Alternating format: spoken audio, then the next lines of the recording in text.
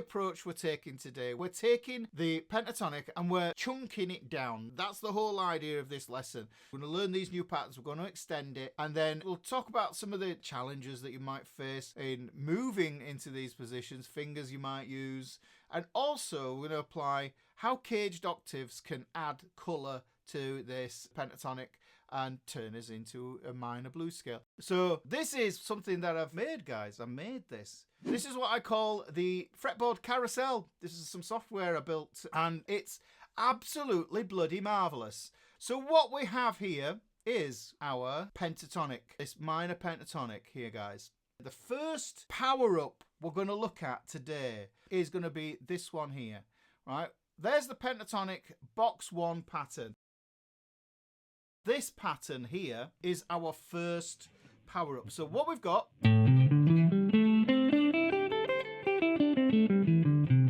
is this pattern here. This is the box 1. I'm at the 5th fret here. This is A minor pentatonic. So this is an A, this is a C, this is a D, this is an E, this is a G, A, C, D, E, G, A, C. Just follow the dots on the fretboard. Let's just make them a bit bigger. Now what we're doing is essentially we're taking some of the notes because of the way string pairs work, and I'll just put the middle string pair on here and I'll show you what's going on. So if I go here, that G and C string pair there, just make that really bold so you can see it. See that one there? That's the same as this one here. Okay, they're the same 2 notes, and in fact, look, you can see how string pairs work there. You can add that on there. If I was to do this in the kind of standard way that people do this stuff that I've seen thousands of times before, is if I go here, you'll show you that you can see that what we get is we get the same pattern 3 times. Okay, right, and that's the normal way that we would probably do this. I call this rectangle and leg, but the version that I do like to do is I like to add another one on, because I think what's good about adding another one on is if I go from there to there, you can see that I've got an E here and I have an E here, so I cover a full octave, and it's just better to just take that out of that pattern there, just add that on there. So this is another power up in and of itself really by doing that. But just looking at this section here, we've got that 3rd fret and the 5th fret there. We've got the pattern here repeating at the 5th and the 7th, and then the pattern repeating at the 8th and the 10th there. It's a very, very visual way of seeing it. Now the cool thing is I can switch this so that you can see the scale degrees as well, so you can see that the pattern is repeating, just so that you just can clarify. If I change the color of this one here, that note there is the flat 7. Just want to reiterate that that's the flat 7 there, and that's the flat 7 there as well. You can see that that is an octave apart on the string pairs. Look, it's on the string pairs. Let me turn the other string pair on there. So we've got a green string pair. Okay, so we've got 3 string pairs, and that's how that pattern repeats itself. So this is the power up we're doing. Yeah. Now what this does, instead of just going through the diagonal pentatonics, if you want to call it that, or pentatonic freeway, people call them all sorts of names, but I basically call them the shapes that I see. Rectangle, leg, yeah? Right, now I'm not going to do that there. So if you know your pentatonic, you know this pattern already, because this is frankly one of the first pentatonics that people learn. What we want to do is we want to add this bit down here. Now, I think the important thing is the reason that I do this is because of the fingerings. Because the beautiful thing about this is when you start off learning your box pattern like this, you've got this stretch, this long distance here. Yeah, you've got this long distance here, and some people struggle to get that note there. Now, if you remember my hack to find a note, this only works if you're above the 5th fret. If you're on a thick string and you want to find the note on the next string down towards the ground, you take the fret you're on and then you subtract 5. So this is 8, subtract 5 puts us on 3. We find the same note, okay? So the problem that I've seen students over the years have is reaching for that. Because they've got small hands, like me, I've got stumpy sausages, they struggle to get to that note. So what we do is, this is why these are so good is we get to be able to use fingers 1 and 3. Now, if you saw my lesson on the bar chords, then you'll know I talk about the Gray's Anatomy book and how the ligaments want to work with each other. And this brings me onto this topic of what I call walking pairs of fingers. And we've done this before, this experiment, where you hold your hand out, and if you move your first finger, you can feel that it pulls on your middle finger there. So it pulls on your middle finger. That's a restriction, okay? But it doesn't affect the third finger. That's important. If I pull on the middle finger there, you can see it affects both of these fingers. If I pull down on the ring finger, it pulls on this finger and it pulls on this finger. So essentially, any fingers that are separated by a finger, we can call a walking pair. So first finger and third finger are a walking pair. Middle finger and the pinky are a walking pair as well. So that's the way to think about it. You want it to feel easy. So using that walking pair where there is no feeling of restriction by the ligaments and the tendons in your hand is really important. You keep the same pattern there. I'll just change the colour actually on that slide there. So you see there, we've got the green rectangle, and then we slide up to the 7th fret, which is that yellow bit there. Then what we're going to do is maintain that first and third finger. But this plants us wonderfully into the Chuck Berry zone, where all those kind of Chuck Berry licks all live round here. There's a ton of licks in box 1. Because this is the first box that people learn, it's the box that most people end up staying in. Yeah, so it's the most used box. So this is where the most licks are. But this, what we end up with,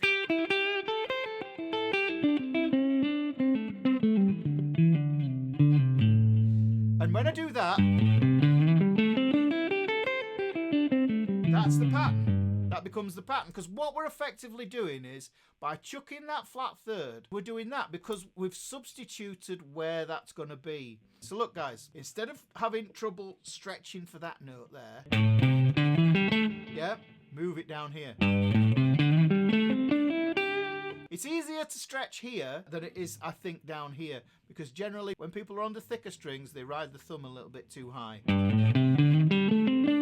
because the thumb should travel around with the string that you're playing as well in your fretting hand. So that's the first pentatonic power-up, right? Now, we don't want to miss out on this flat 5 action, do we? What I'm going to do is I'm going to put the flat 5 in. The flat 5 is known as the blue note. Oh, it's shown up as a sharp there. Don't know if I'll be able to figure that out today. That's a bug. I'll fix that, but let me just take those off there and then you can just see the pattern. Now, what we could do here is we're going to put that flat note in there. This is where it gets cool. That's what we had before, but what we can do now is, let me just change the colour on this. On this bit here, we're going to slide on this note. Before, what we did was when we were playing the rectangle, it was fingers 1 and 3. Because we want everything to be nice and easy. So we start on this one, we slide up to the 5th fret. And that means that what we could do is we can add this flat 5 in really naturally.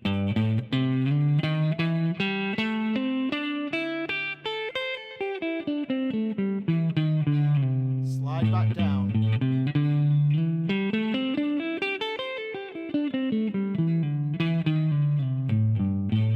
Now what we could do is what I call peekaboo while we're down here. We're going to play peekaboo on these 3 yellow dots here. So we've got this. We play peekaboo on that square note that you can see there. So what I do is I go first, third, peekaboo, and then pull it back, okay?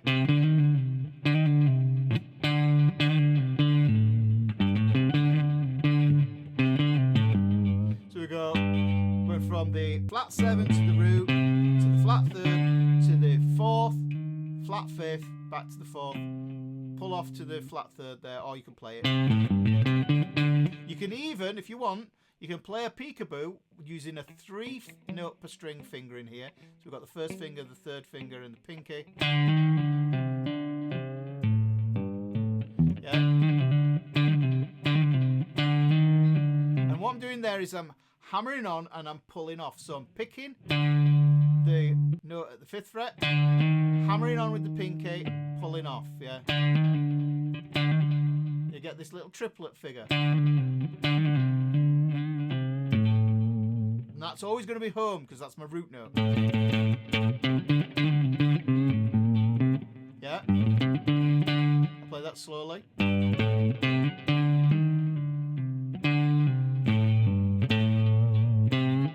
Yeah, so... And I can mix them up. Go back for another bite of that flat 5. Look, so I go... Yeah, so I've just gone up those 3 there, but 1 finger at a time. And there's my root note.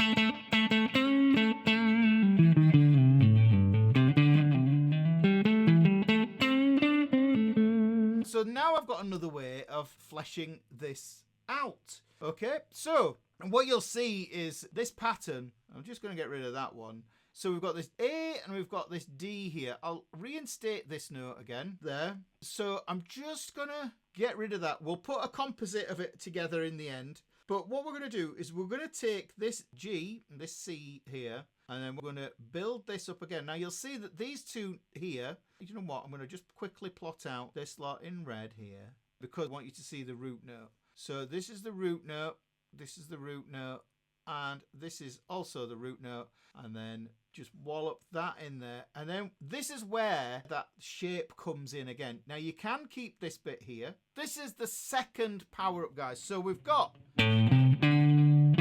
well, I'll play the flat 5 in there. Right?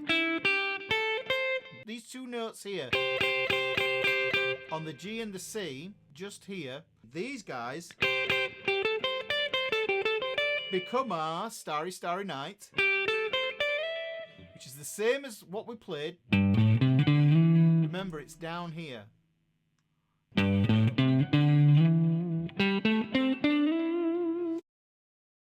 Just like we did that there, we've got exactly the same shape here. And we can do exactly the same things on this. So look. It's a bit of a bigger slide, or if you want to move just position without sliding, then you can do, because I'm just thinking here at the 5th fret again, so I'm down here, guys, so that's where my index finger is. There's the root, got the rectangle there, right, we've got that 5th there, and there's the flat 5. So like I did before, I did the peekaboo.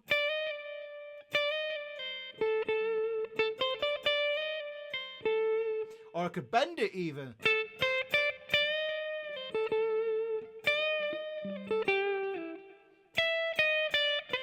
Could even bend to those.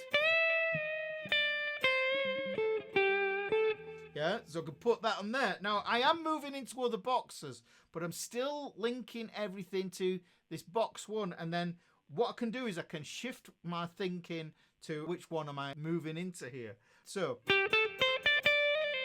yet again, I could do that little hammer on.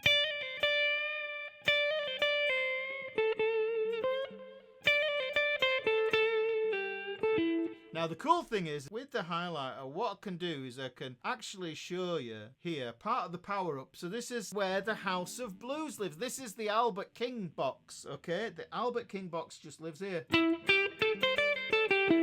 Now you might notice, and let me recolor this, this is an elevator triangle. Look. Let me show you another elevator triangle. There's one there that we're missing out. This is why elevator triangles are cool.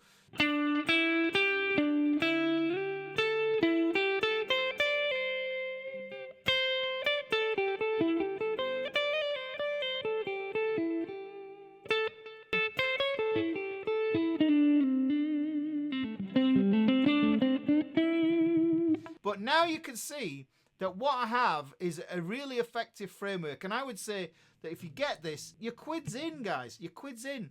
But let me just add another thing to the mix here. Boom. you can see that what I've done is I've just octaved the flat 5 there. So this is at the 6th fret on the red string pair, and now this other flat 5 is on the 8th fret on the yellow string pair on the D and G string. So I can then think to myself, well, let's just isolate that bit, and I can see how I can move around in and around. Let me just move some of the stuff because we don't want all the notes obscuring everything. So I'm moving from this elevator triangle.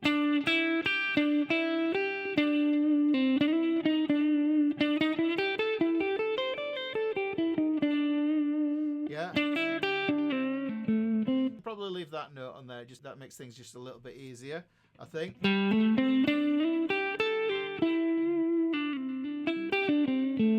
want to go back to this second power up. Boom. Right, so that's the pattern we're focusing on here.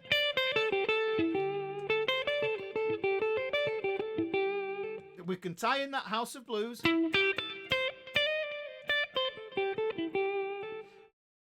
In the House of Blues, what we also get is the D minor shape. D minor shape there, guys. Look. That's your chord. And remember, all you need to do is remember your triad theory. Let me just shift to scale degrees.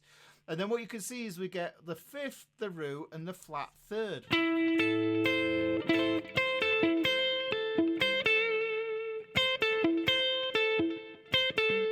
Now, hopefully, if I just reinstate a few notes there, you can start to see how that fits into the equation there. So you can see that that's there. If we're in the key of A minor, yeah, A minor pentatonic, you might think to yourself, yeah, I could play the E shape here. Yeah, but the next shape up in the cage system, there's the E shape. The next shape up is the D minor shape. Now I don't want to play it as a bar if I'm playing licks and stuff. I just play it like that. There's the pattern. While I'm there, I think, all right, okay, well, if I add another 2 notes to this one here and this one here, there we go. So if I just add that there, I've added those 2 notes to that minor shape there. Just basically added a power chord there, that G and that D. I get my House of Blues. But I know that I can always have my Starry Starry Night pattern going up here, where I know that peekaboo flat 5 will live. That's always going to be there, but then I can extend it to my House of Blues there. But then I can also, while I'm in that pattern, think to myself, my minor triad lives inside that.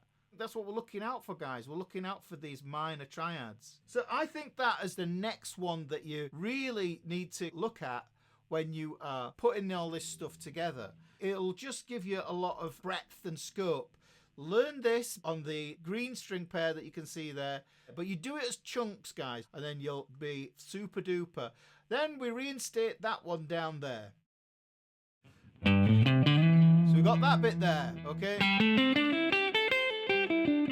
What most people do is they travel through the scale and miss out this bit here. You've worked so hard to learn this box pattern here, but then as soon as you learn how to do this,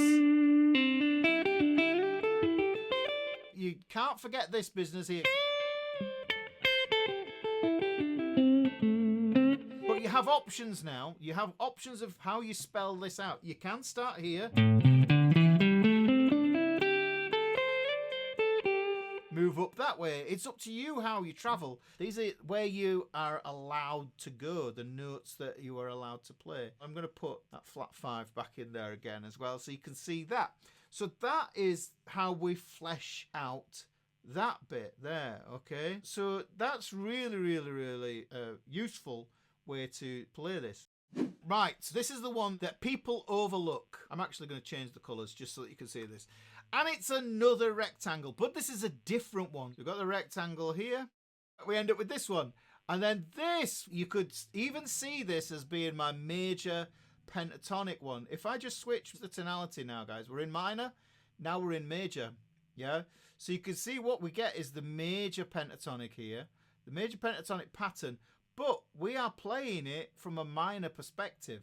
This is beautiful for seeing this. So if I go and put my not note there, you can see that that's exactly the same pattern pretty much that we had before. Yeah, with the flat 5. Let me just show you what I mean with this. But I don't have to extend it to this note down here.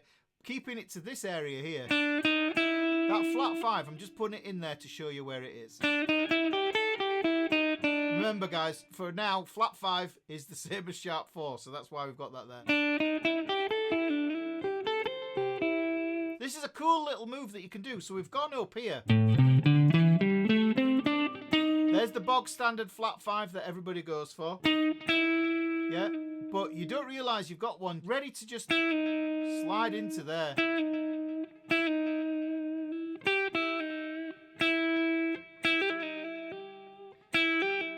Peekaboo.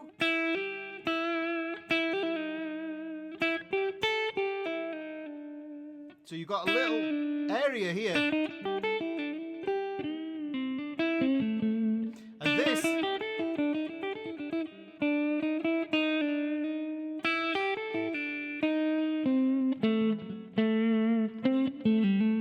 puts us into all these different positions that we can slide into. Another cool one, let me just show you this while I'm here actually.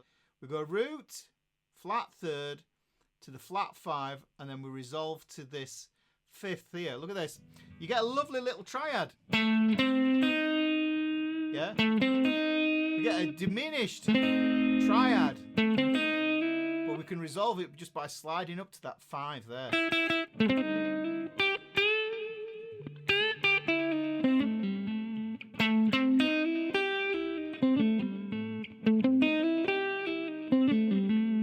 So you see, you've got a lot of terrain that you can cover with this one.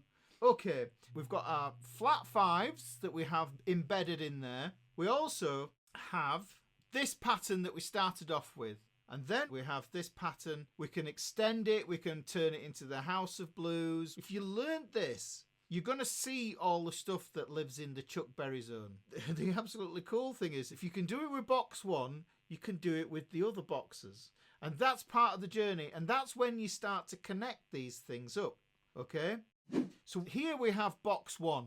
I'm just going to join it all up here so you can see the pattern. And then this is box 4. So I've got these 2 zones. But then I use the second power up. There's my House of Blues. Now why I think that box 4 is important is we've got this. Listen to the notes and where they are in the register of the guitar. We know that the open E string is the lowest note that we've got, okay? That's one voice. And then what we do is if we come up into the dusty end of the neck, and I always think that this is kind of a tenor voice and this is moving up into a sort of soprano.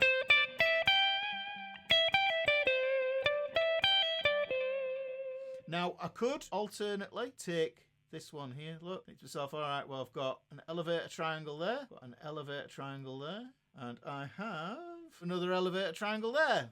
I've got all that can join up. But then, flat 5, flat 5, flat 5. So this is taking it bigger. Now I can see where it all goes. But the main thing is, that's hard to learn. But when I switch it back to that, that's easier because you're focusing on just one chunk. You just put that little expansion in there and then that's what's going on. I'll change the highlight colour just so that this stands out because we know we've got the elevator triangles there. Super. I'm going to put this flat 5 back in there. And now I know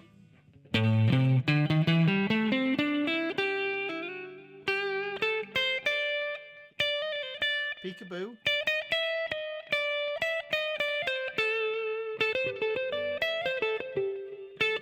Basically, this is how I see things. You know, other people are going to see things differently, but this is how I've broken it up. And for me, it's always been about chunking, making things super easy to expand.